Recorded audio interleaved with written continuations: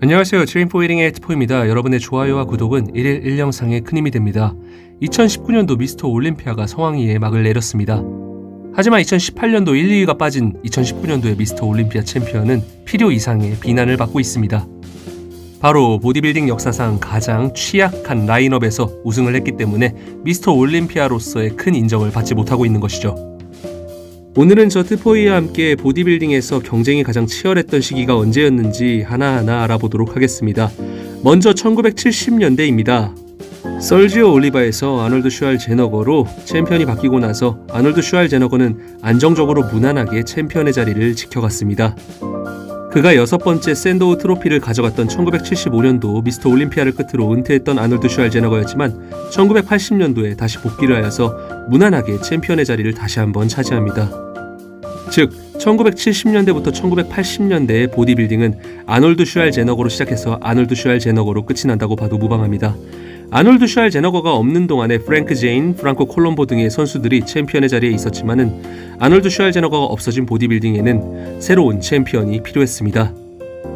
아놀드 슈왈제너거가 은퇴를 한 1980년도 이후에는 프랭크 제인, 프랑코 콜롬보가 잇따라 은퇴를 하였고 그에 따라서 챔피언의 자리는 공석이었습니다.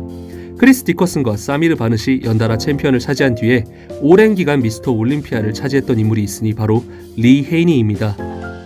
185cm의 키에 115kg이란 무대 체중을 자랑했던 리 헤이니의 적수는 1980년대에 정말 찾아보기 힘들었습니다. 압도적인 보디는 물론 인성과 무대에서 재미난 모습까지 보이고 있던 리 헤이니의 챔피언 기간은 끝나지 않을 것만 같았습니다. 1984년도부터 1991년도까지 리 헤이니를 압박할 인재를 찾아볼 수가 없었습니다. 그에 따라서 리 헤이니는 꽤나 안정적으로 미스터 올림피아 타이틀을 8년 동안 굳건히 지켜냈습니다. 이후 1990년대 초 도리안 예이츠라는 신예가 나타나면서 리 헤이니의 시대는 막을 내립니다. 리 헤이니를 압박할 수 없었던 1980년대 보디빌딩을 보디빌딩계에서는 경쟁력이 가장 부족한 시대였다고 말하기도 합니다. 이어지는 90년대 초반에는 보디빌딩에 있는 모든 인재들이 총출동했다고 해도 과언이 아닙니다. 리 헤이니를 압박하면서 단숨에 스타덤에 오른 도리안 예이츠에 이어서 케빈 레브론, 플렉스 윌러 등이 프로카드를 따고 올림피아 무대에 섰습니다. 유전자 괴물들이 즐비했던 1990년대 초반이야말로 보디빌딩의 최고의 흥행 시기가 아니었나 싶습니다. 물론 사이즈와 살인적인 컨디셔닝을 장착한 도리안 예이츠가 6번 연속 미스터 올림피아 타이틀을 지켜냈지만 도리안 예이츠는 로니 콜먼이나 리 헤이니처럼 완벽에 가까운 챔피언은 아니었습니다. 격동의 시기인 만큼 도리안 예이츠의 타이틀 방어는 순조롭지 않았습니다. 숀 레이, 케빈 레브론, 플렉스 윌러, 나세르 엘손바리 등의 강력한 인재들과 싸워야 했으니까요. 최근 도리안 예이츠가 브랜든 커리에게 한 발언은 꽤나 신선했는데요. 브랜든 커리가 1990년대 초반에 온다면 미스터 올림피아에서 탑6 안에도 들지 못한다는 것입니다. 저 트포이 역시 이렇게 치열한 경쟁력이 높은 대회에서 6번이나 타이틀을 방어해낸 도리안 예이츠가 충분히 할 수 있었을 말이라고는 생각합니다. 다음은 1990년대 후반 로니 콜먼이란 괴물이 탄생하고 난 이후입니다. 1990년대 초반부터 플렉스 윌러, 케빈 레브론, 숀 레이는 미스터 올림피아 챔피언이 될 수 있는 강력한 후보들이었습니다. 하지만 1998년도 갑툭튀했던 이 괴물에 의해서 챔피언의 자리를 내줄 수밖에 없었는데요. 당시 1990년대 후반 퍼스트 콜아웃에 불리던 선수들입니다. 좌측부터 나세르 엘손바리, 크리스 코미어, 로니 콜먼, 플렉스 윌러, 케빈 레브론, 숀 레이 등이 질비해 있습니다. 이 선수 모두들 미스터 올림피아를 한 번쯤은 지낼 정도로 엄청난 모습을 가지고 있는 보디빌더들인데요. 끔찍한 경쟁력과 라인업을 뚫고 우승했던 남자가 바로 로니 콜먼입니다. 다음 보실 사진은 1999년도 퍼스트 콜아웃이 아니라 번호 순대로 나열되어 있는 선수들입니다. 좌측부터 폴 딜렛, 밀로 사체프, 어니 테일러, 리 프리스트, 숀 레이, 케빈 레브론, 마커스 룰, 플렉스 윌러입니다.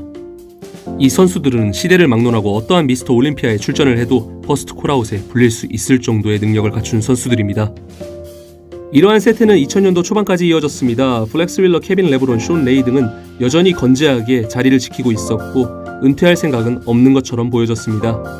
하지만 90년대 후반때보다 더욱더 사이즈가 커진 로니 콜먼을 상대할 수는 없었습니다. 즉, 당대 최고의 선수들이 최고의 전성기를 맞는 시기였지만 로니 콜먼의 상대조차 되지 못하는 현상이 일어났습니다. 이러한 2000년도 초반에 풍토를 깬 것이 바로 제이 커틀러인데요. 2001년도 제이 커틀러의 등장으로 인해서 로니 콜먼 대 제이 커틀러 구도가 향후 몇 년 동안이나 계속 지속됩니다. 그리고 그 둘의 전쟁은 꽤나 치열했습니다. 그 어떤 선수와 상대해도 완벽한 압승을 거뒀던 로니 콜먼이지만 제이 커틀러와는 정말 치열한 전투를 벌였습니다. 결국 6년간이나 이어졌던 로니 앤 제이 쇼는 2006년도 제이 커틀러가 로니를 이기면서 막을 내리게 됩니다. 로니 콜먼 외에는 상대할 자가 없을 정도로 완벽한 모습의 제이 커틀러였지만 2006년도 미스터 올림피아 이후 쇠퇴기인 모습을 이어가더니 결국은 덱서 잭슨에게 미스터 올림피아 타이틀을 내주게 됩니다. 하지만 절치부심한 제이 커틀러는 2009년도에 화려한 모습으로 복귀해서 다시 한번 타이틀을 거머쥡니다.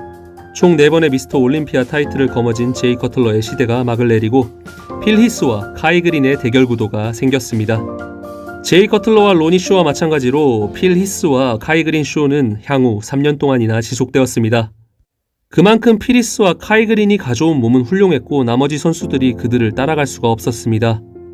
또한 무적의 챔피언이었던 필 히스를 압박할 수 있는 유일한 카드가 카이 그린이었죠. 2015년도 카이 그린의 은퇴 이후 필 히스를 압박할 인재는 정말 없었습니다. 2015년도에는 덱서 잭슨, 2016년도에는 숀 로든, 2017년도에는 빅 라미 등이 필 히스를 압박하였지만 그의 상대가 되지는 못하였습니다. 그리고 영원할 것만 같았던 필 히스의 시대는 숀 로든의 완벽한 모습과 그의 치명적인 단점으로 인해서 무너지게 됩니다. 그리고 2019년 필 히스와 숀 로든 모두 출전을 하지 못합니다. 역대 최악의 경쟁력에서 미스터 올림피아 타이틀을 거머쥐었다는 오명을 진 브랜든 커리지만 여전히 미스터 올림피아로서 훌륭한 모습을 갖췄음에는 틀림없습니다. 하지만 분명한 것은 50년이 넘는 역사를 자랑하는 미스터 올림피아 무대에서 경쟁력이 약한 대회 중에 하나가 돼버린 것은 부정할 수 없는 사실이죠. 저 트포이가 생각하는 보디빌딩 역사상 가장 치열했던 시기는 1990년대 말이라고 생각합니다. 그리고 그 이유는 번호 순대로 나열된 이 선수들이 바로 증명해주고 있죠. 로니 콜먼은 이렇게 치열한 인재들로 가득한 1990년대 말 미스터 올림피아에서 압도적인 모습으로 챔피언의 자리에 오른 괴물입니다. 그렇기에 똑같이 미스터 올림피아 타이틀을 8번이나 거머쥔 리 헤이니에 비해서 더 많이 회자되고 있는 것 같습니다. 여러분의 생각은 어떤가요? 여러분이 쭉 봤을 때 어떠한 시기가 가장 경쟁력이 치열했다고 생각하나요?